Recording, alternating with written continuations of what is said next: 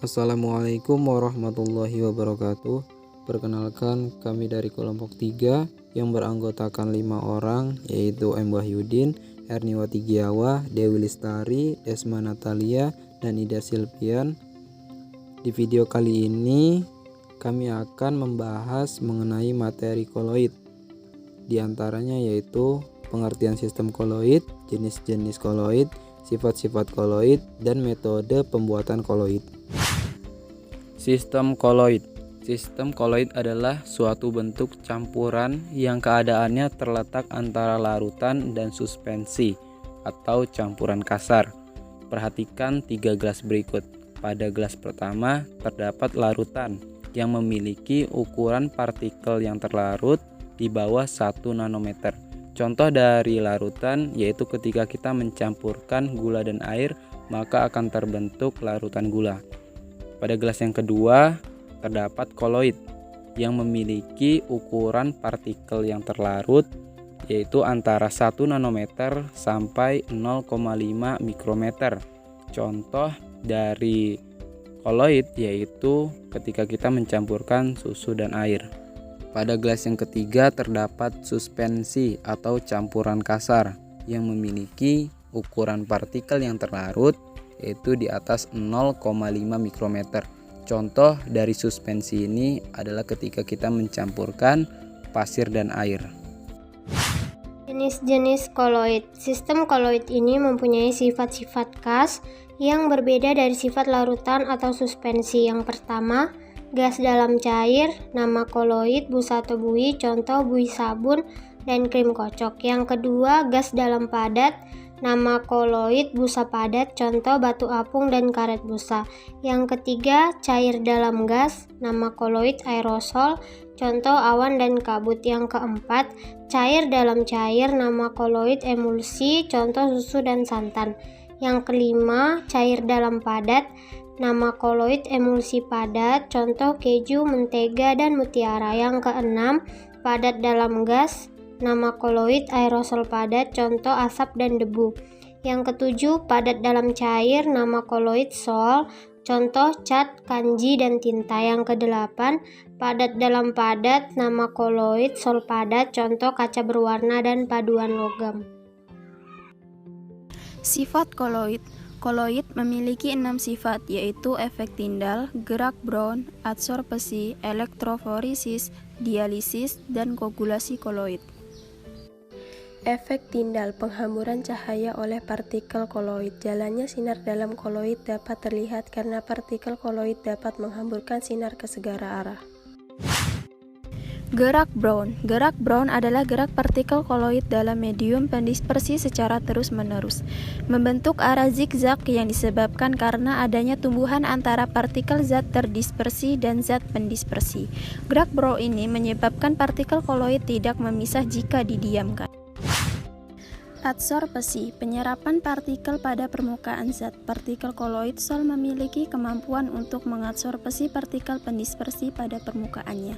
Sifat ini telah digunakan dalam berbagai proses seperti penjernihan air, pemutihan gula tebu, dan norit.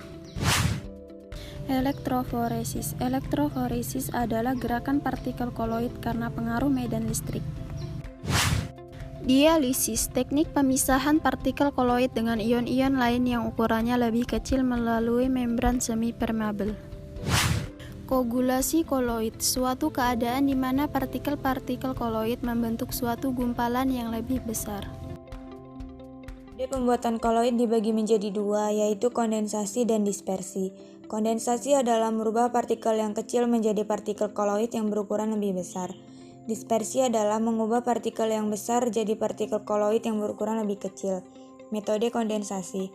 Metode di mana partikel-partikel kecil larutan sejati bergabung membentuk partikel-partikel berukuran koloid. Meliputi 4 cara, yaitu dekomposisi rangkap, reaksi hidrolisis, reaksi reduksi oksidasi atau redoks, dan pengganti pelarut. Dekomposisi rangkap, misal sol H2S3 dibuat dengan gaya mengalirkan H2S dengan perlahan-lahan melalui larutan AS2O3 dingin sampai terbentuk sol AS2S3 yang berwarna kuning terang. AS2O3 larutan ditambah 3H2S gas menjadi AS2O3 padatan koloid ditambah 3H2O cairan. Reaksi hidrolisis. Hidrolisis adalah reaksi penambahan air pada suatu zat. Misal, sol FeOH 3 kali dapat dibuat dengan hidrolisis larutan FeCl3. Dengan memanaskan larutan FeCl3 atau reaksi hidrolisis garam Fe dalam air mendidih. FeCl3 larutan ditambah 3H2O cairan menjadi FeOH 3 kali padatan koloid ditambah 3HCl larutan. Reaksi reduksi oksidasi atau redoks merupakan reaksi kimia di mana terjadi perubahan bilangan oksidasi pada unsur-unsurnya. Misal, sol emas atau sol Au dapat dibuat dengan mereduksi larutan garamnya dengan melarutkan AuCl3 dalam pereduksi organik formaldehida HCOH. 2 AuCl3 larutan ditambah HCOH larutan menjadi 2 Au padatan koloid ditambah HCOOH larutan ditambah 6 HCl larutan. Pengganti pelarut. Cara ini dilakukan dengan mengganti medium pendispersi sehingga fase terdispersi yang semula larut setelah diganti pelarutnya menjadi berukuran koloid. Misal, kalsium asetat yang sukar larut dalam etanol mula-mula dilarutkan terlebih dahulu dalam air, kemudian baru ditambahkan etanol. Maka terjadi kondensasi dan terbentuklah koloid kalsium asetat. Metode dispersi. Metode ini melibatkan pemecahan partikel-partikel kasar menjadi berukuran koloid yang kemudian akan didispersikan dalam medium pendispersinya.